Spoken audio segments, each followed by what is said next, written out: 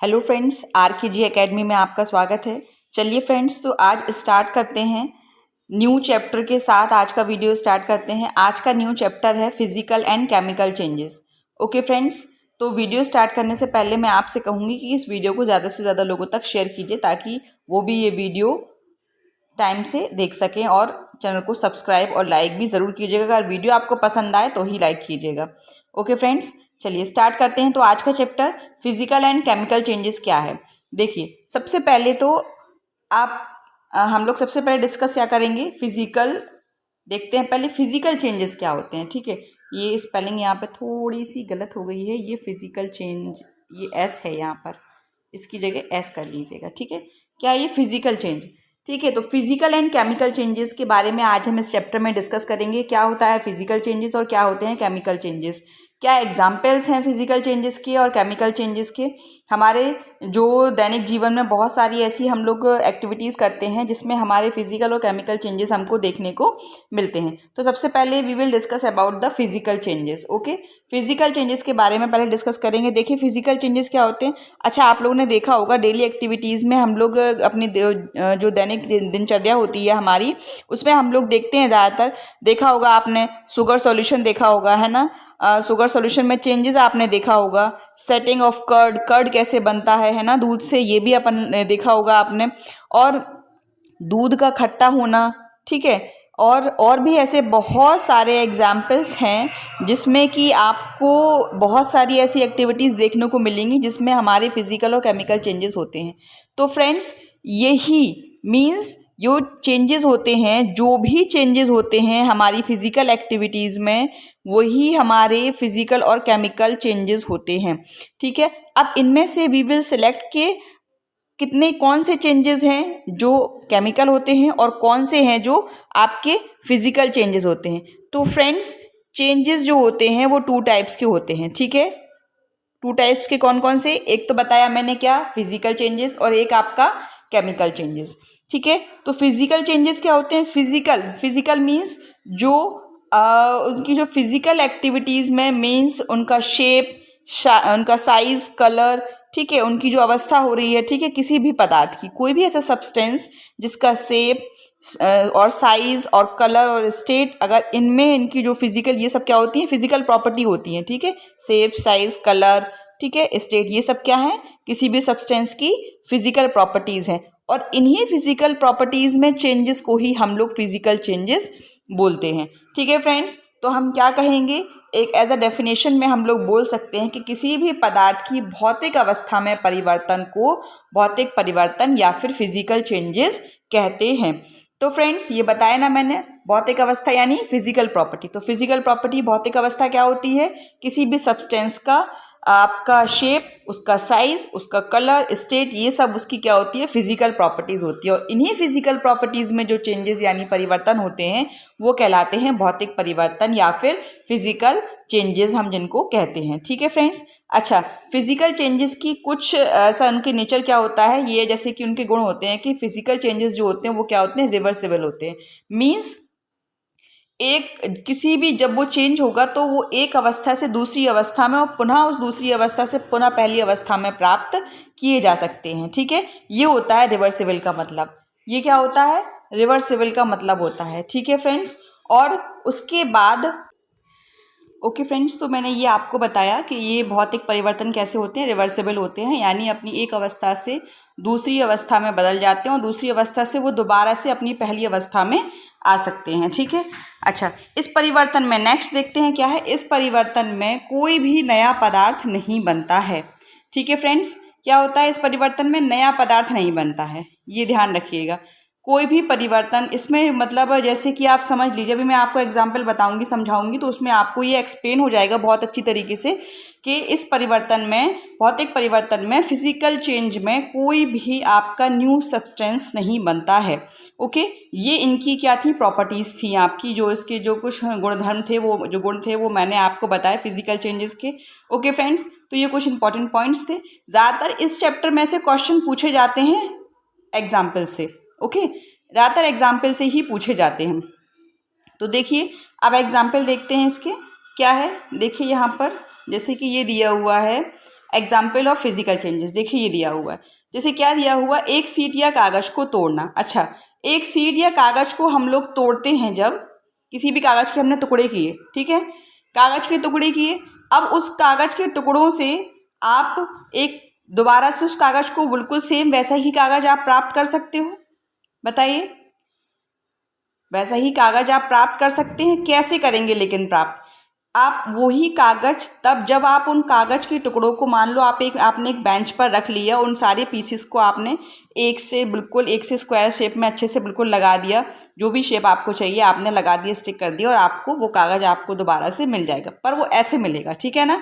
अच्छा, अब देखिए कांच का सेकंड क्या है आपका, कांच का एक फलक का तोड़ना। कांच जो है वो टूटेगा, ठीक है, उसको वो जब टूटता है कांच, तो उस कांच के फलक का टूटना भी एक भौतिक परिवर्तन का ही उदाहरण है।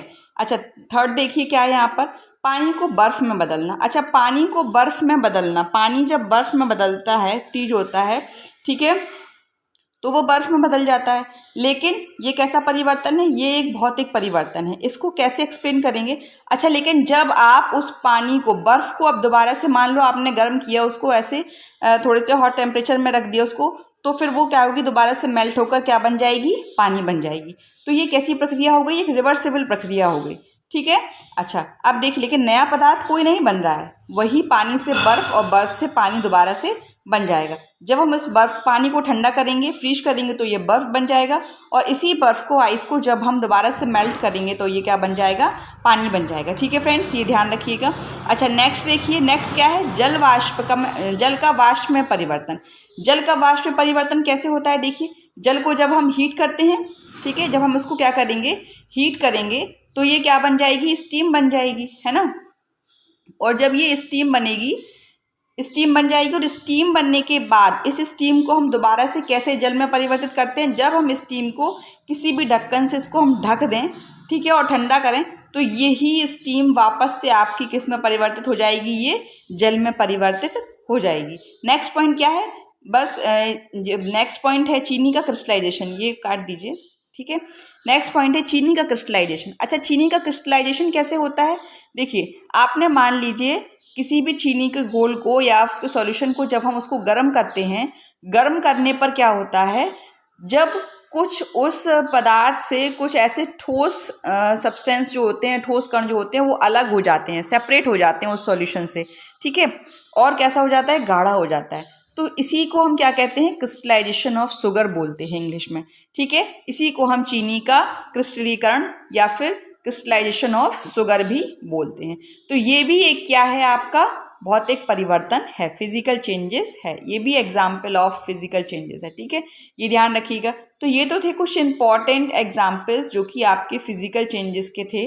अच्छा, अब देखते हैं नेक्स्ट आगे। अच्छा, अभी और भी हैं, देखिए यहाँ पर चौक का डस्ट में बदलना। आपने देखा होगा क्लास में जब टीचर पढ़ाते हैं तो वो चौक से लिखते हैं, आपने देखा होगा बोर्ड के जस्ट नीचे जो होता है बहुत सारी डस्ट चौक की पड़ी रहती है, देखा है ना। अब उस जो डस्ट होती है, उस डस्ट में अगर हम दोबारा से उसको पानी मिलाएं और उसको शेप देकर दोबारा से हम उसको चौक बना सकते हैं आराम से, इजीली, ठीक है। तो ये क्या हो गई, एक रिवर्सिबल प्रोसेस हो गई, यानी चौक का डस्ट में बदलना और दोबारा से डस्ट से चौक को हम प्राप्त कर सकते हैं। तो ये कैसा हो गया आपका, ये हो गया आपका फिजिकल चेंजेस हो गया, ठीक है। अच्छा, गीले कपड़ों का सूखना भी एक फिजिकल चेंजेस की एग्जाम्पल है, और पेंट का सूखना भी, ये भी एक फिजिकल चेंजेस है। तो ऐसे कई एग्जाम्पल्स होते हैं हमारे दैनिक जीवन में, बहुत सारे एग्जाम्पल्स देखने को मिलते हैं जो कि किसको रिप्रेजेंट करते हैं, आपके फिजिकल चेंजेस को रिप्रेजेंट करते हैं। अच्छा, अब चलते हैं हम लोग आगे, वो क्या है आपके केमिकल चेंजेस। देखिए, केमिकल चेंजेस क्या होते हैं, केमिकल चेंजेस वो होते हैं जिनकी रासायनिक अवस्था में परिवर्तन को, मान लीजिए कोई भी ऐसा सब्सटेंस है, ठीक है, उनकी केमिकल उनका जो केमिकल स्टेट होगी उनकी जो, अगर उसमें आपको परिवर्तन देखने को मिल रहा है तो समझ लीजिए वो केमिकल चेंजेस वहाँ पर हो रहा है। मीन्स किसी भी पदार्थ की रासायनिक अवस्था में परिवर्तन जो होगा वो आपका रासायनिक परिवर्तन कहलाएगा, ठीक है। किसी भी पदार्थ की रासायनिक अवस्था में परिवर्तन को रासायनिक परिवर्तन या फिर केमिकल चेंजेस कहते हैं, ठीक है फ्रेंड्स। तो ये तो हो गया आपका केमिकल चेंजेस। अच्छा, अब केमिकल चेंजेस में जैसे कि फिजिकल चेंजेस में बताया था कि किसी भी नए पदार्थ का निर्माण उसमें नहीं होता है केमिकल चेंजेस में, बट फिजिकल चेंजेस में किसी भी नए पदार्थ मीन्स न्यू सब्सटेंस का निर्माण नहीं होता है, बट केमिकल चेंजेस में क्या होता है, नया पदार्थ का निर्माण होता है। ये ध्यान रखिएगा, केमिकल चेंजेस में क्या होता है, नए पदार्थ का निर्माण होता है। ये पॉइंट्स इंपॉर्टेंट हैं, ज़्यादातर कई बार सीटेट में पूछ लिए गए हैं ये, और अभी भी आ भी सकते हैं आगे नेक्स्ट एग्जाम में आपके, ठीक है। और केमिकल चेंजेस की एक और प्रॉपर्टी होती है, वो क्या है आपकी, ये अनुत्क्रमणीय प्रक्रिया है। फिजिकल चेंजेस कैसी है, उत्क्रमणीय रिवर्सिबल, और ये कैसी है, अनुत्क्रमणीय यानी इरिवर्सिबल प्रोसेस है ये एक, ठीक है। केमिकल चेंजेस क्या है आपकी, एक इरिवर्सिबल प्रोसेस है, तो इसको ध्यान रखिएगा। ओके फ्रेंड्स, चलिए अब चलते हैं आगे एग्जाम्पल्स की ओर। केमिकल चेंजेस के कौन कौन से एग्जाम्पल्स हैं वो हम यहाँ पर डिस्कस करेंगे। देखिए एग्जाम्पल ऑफ केमिकल चेंजेस क्या है, एग्जाम्पल्स ऑफ केमिकल चेंजेस, लोहे में जंग का लगना एक रासायनिक परिवर्तन है। देखिए rust of iron, rusting of iron, ये क्या है, it is a chemical changes. कैसे, हाउ, ये मैं आपको यहाँ पर एक्सप्लेन करती हूँ बाय रिएक्शन। देखिए आपने कभी भी देखा होगा लोहा अगर आप हवा में खुला छोड़ दें उसको कुछ दिनों के लिए, ठीक है, और उसमें थोड़ी सी भी अगर नमी होगी हवा के साथ, तो उस पर क्या लग जाएगी, जंग लग जाएगी। क्या लग जाएगी, उस पर जंग लग जाएगी, ठीक है। तो क्या हुआ आपका आयरन जो हुआ, यहाँ पर देखिए मैं आपको रिएक्शन से बता दे रही हूँ, ये नहीं ये यहाँ बता देती हूँ, ठीक है। यानी आपका जो आयरन हुआ, आयरन को हम लोग क्या बोलते हैं, Fe, क्या बोलते हैं आयरन को, Fe, ठीक है। तो जो Fe हुआ, जब ये इसको हम हवा में छोड़ देंगे, ऑक्सीजन की प्रेजेंट, ऑक्सीजन भाई एयर में ऑक्सीजन तो होगी ही, ठीक है, तो इसमें ऑक्सीजन भी आपकी प्रेजेंट है। इसको पूरा नहीं लिखती हूँ वरना वो एक्सप्लेन नहीं होगा ठीक से, यहाँ देख लीजिए।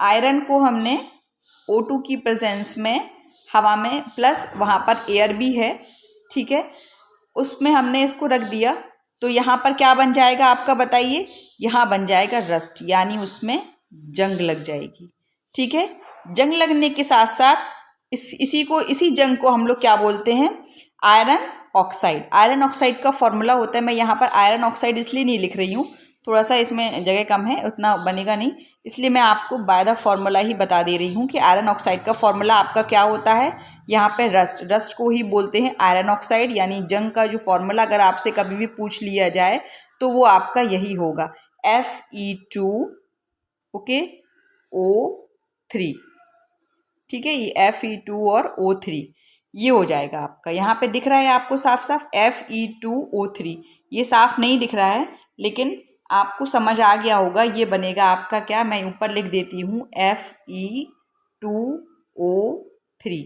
ये बन जाएगा आपका, ठीक है। इसको अगर आपसे पूछ लिया जाए कभी कभी कि जंग का सूत्र बताइए, केमिकल फॉर्मूला क्या होता है, तो आप यहाँ पर क्या बताएंगे, केमिकल सूत्र, यहाँ पर जो रासायनिक सूत्र होता है वो जंग का क्या होता है, Fe2O3, ठीक है। अगर आपसे नाम पूछ लिया जाए तो उसका नाम क्या होगा आपका, आयरन ऑक्साइड। इसको क्या बोलते हैं, आयरन ऑक्साइड। फ्रेंड्स मैं जैसे कि हर वीडियो में अपने ज़्यादातर मोस्टली वीडियो में आपसे कहती हूँ कि मेरे वीडियो को देखने के साथ साथ बहुत ध्यान से सुना भी कीजिए, क्योंकि कुछ चीज़ें हैं जो मैं इसमें मेंशन नहीं कर पाती हूँ कभी कभी, तो वो मैं आपको वर्बली मीन्स आप जब उस लेक्चर को सुनेंगे तो वो आपको एक्सप्लेन हो जाएंगे। देखिए लोहे में जंग लगने का प्रोसेस मैंने बाय द रिएक्शन यहाँ पर आपको एक्सप्लेन किया। जब हम लोहे को ऑक्सीजन की उपस्थिति में और एयर की प्रेजेंस में छोड़ देते हैं हम उसको, तो कुछ समय के बाद क्या होता है, उसमें क्या लग जाती है, जंग, और यही जंग क्या होती है, आयरन ऑक्साइड, जिसको हम लोग क्या बोलते हैं, आयरन ऑक्साइड बोलते हैं और Fe2O3 भी कहते हैं। तो ये आप ध्यान रखिएगा। ओके फ्रेंड्स, चलिए देखिए अब नेक्स्ट पॉइंट क्या है, नेक्स्ट देखते हैं हम, ये नोट कर लीजिएगा, आप चाहें तो इसे नोट भी कर सकते हैं। अच्छा अब देखिए ये है आपका नेक्स्ट क्या था, मैग्नीशियम रिबन का जलना भी क्या है, एक रासायनिक परिवर्तन है। बिल्कुल, अब देखिए कैसे है ये, इसको भी मैं आपको बाय द रिएक्शन आपको अच्छे से एक्सप्लेन कर देती हूँ, जिससे आपको एक एक चीज क्लियर हो जाए कि कैसे मैग्नीशियम रिबन का जलना एक रासायनिक परिवर्तन है। देखिए मैग्नीशियम रिबन कैसे, जब मैग्नीशियम रिबन को जब हम जलाएंगे यानी इसको मतलब ऑक्सीजन की प्रेजेंस में जलाएंगे, है ना। यानी यहाँ पर हम देखो आपको लिखकर बताते हैं, ये क्या है, मैग्नीशियम, ओके, ये आपका मैग्नीशियम हुआ। मैं पूरा नाम नहीं लिख रही हूँ क्योंकि थोड़ा बड़ा हो जाएगा, इसलिए मैं सिर्फ उसका सूत्र ही लिख देती हूँ, ठीक है। ये क्या है, मैग्नीशियम हुआ, और ये मैग्नीशियम को हमने जलाया, तो यानी किसकी प्रेजेंस में, वो जलाना मतलब O2, ठीक है। हमने उसको जलाया तो हमें क्या मिला, ये देखिए आप यहाँ पर, हमने उसको जलाया तो हमको क्या मिला, मैग्नीशियम ऑक्साइड मिल गया। क्या मिला आपको, मैग्नीशियम ऑक्साइड। मैग्नीशियम ऑक्साइड मिला, यानी ये क्या बना, एक नया पदार्थ बना, न्यू सब्सटेंस बना, यानी मैग्नीशियम का जलना। मैग्नीशियम को हमने जब जलाया उसमें क्या है, हमने क्या मिला, हमको मैग्नीशियम ऑक्साइड मिल गया, तो ये क्या बन गया, एक नया पदार्थ बन गया ना। अच्छा, मैंने बताया था कि ये कैसी अभिक्रिया है, एक अनुत्क्रमणीय अभिक्रिया है। आप मैग्नीशियम ऑक्साइड से दोबारा से ये मैग्नीशियम नहीं प्राप्त कर सकते, ठीक है। इस बात का आपको ध्यान रखना है।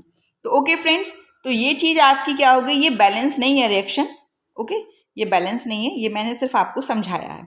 तो इस बात का ध्यान रखिएगा कि मैग्नीशियम रिबन का जलना भी क्या हो गई, एक केमिकल प्रोसेस हो गई। कैसे हो गई, क्योंकि इसमें एक न्यू सब्सटेंस बन गया, ओके, नया पदार्थ बन गया, तो इसलिए ये क्या हो गई, ये केमिकल रिएक्शन हो गई।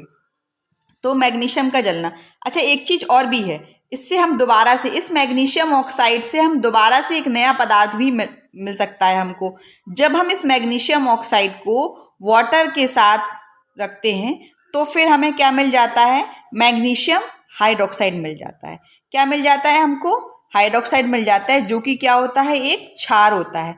देखिए, मैं कुछ पॉइंट्स आपको बार बार बोल रही हूँ कि मैं जो कुछ पॉइंट्स एक्स्ट्रा बोलती हूँ वो पॉइंट्स भी बहुत ज़्यादा इंपॉर्टेंट हैं, कई बार एग्जाम में पूछ लिए गए हैं, जो मैं आपको एक्सप्लेन कर रही हूँ, इसलिए बहुत ध्यान से सुनिएगा, ठीक है। हमें मैग्नीशियम से, हमने जब मैग्नीशियम को गर्म किया तो हमको मिला मैग्नीशियम ऑक्साइड, और जब इस मैग्नीशियम ऑक्साइड को आप दोबारा से जल में इसको हम मिक्स करेंगे तो हमको क्या मिल जाएगा, दोबारा से मिक्स करेंगे जल में तो हमको मिल जाएगा मैग्नीशियम हाइड्रोक्साइड आपको मिल जाएगा, और इट इज़ अ बेस। और ये क्या है, एक क्षार होता है। मैग्नीशियम ऑक्साइड जो होता है आपका, वो क्या होता है, मैग्नीशियम हाइड्रोक्साइड जो होता है वो क्या होता है आपका क्षार। देखिए, मैग्नीशियम हाइड्रोक्साइड का फॉर्मूला होता है MgOH का होल ट्वाइस, ओके, MgOH का होल ट्वाइस।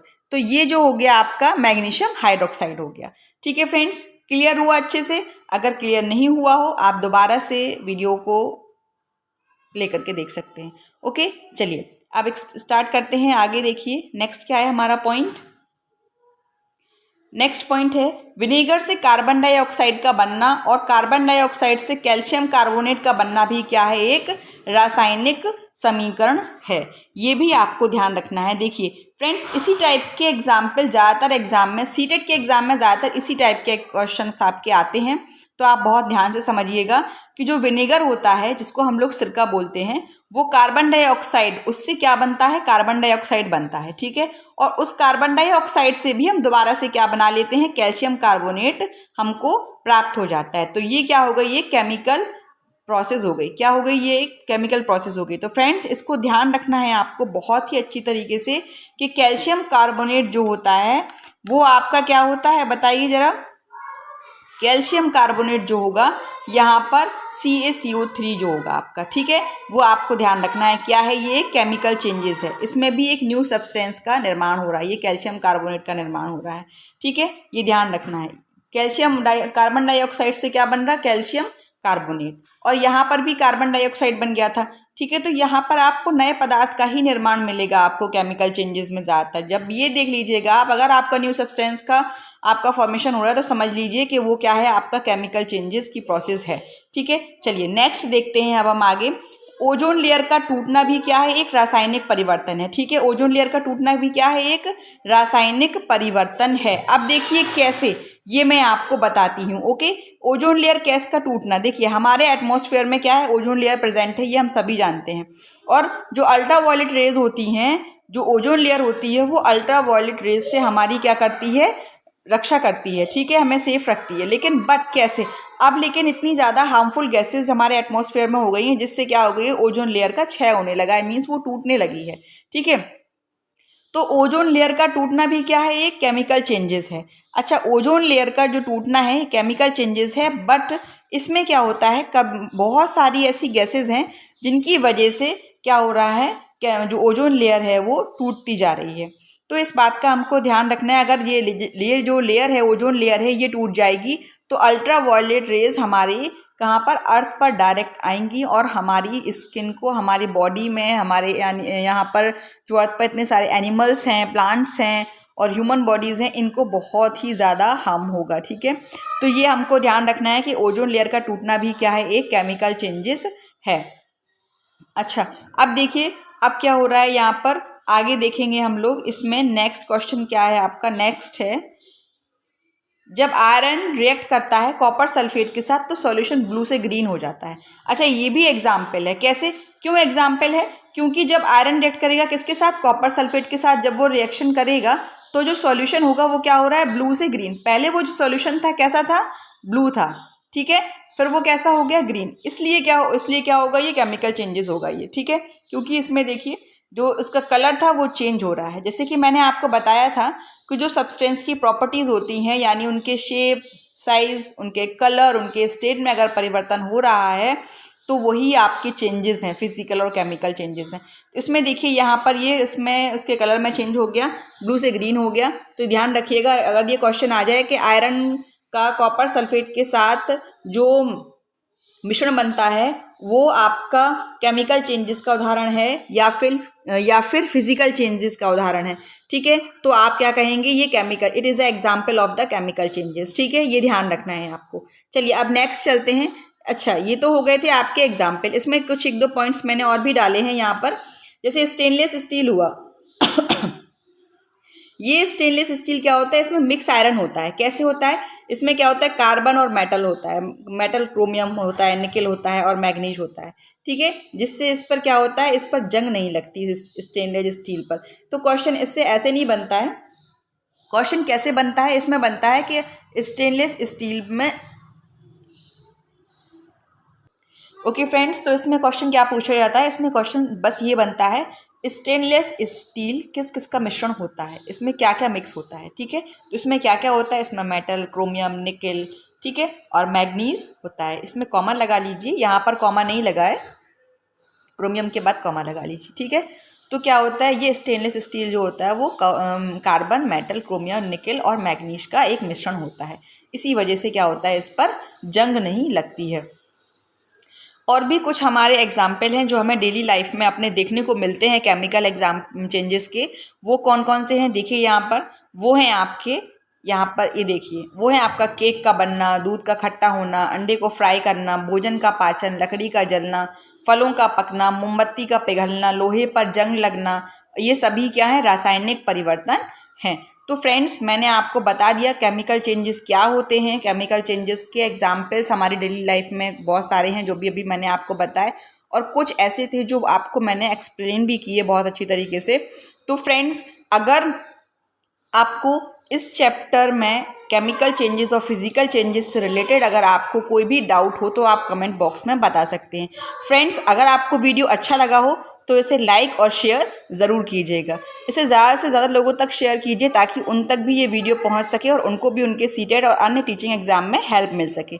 और मेरे चैनल को सब्सक्राइब भी कीजिए ताकि मेरे वीडियो का नोटिफिकेशन सबसे पहले आप तक पहुँचे।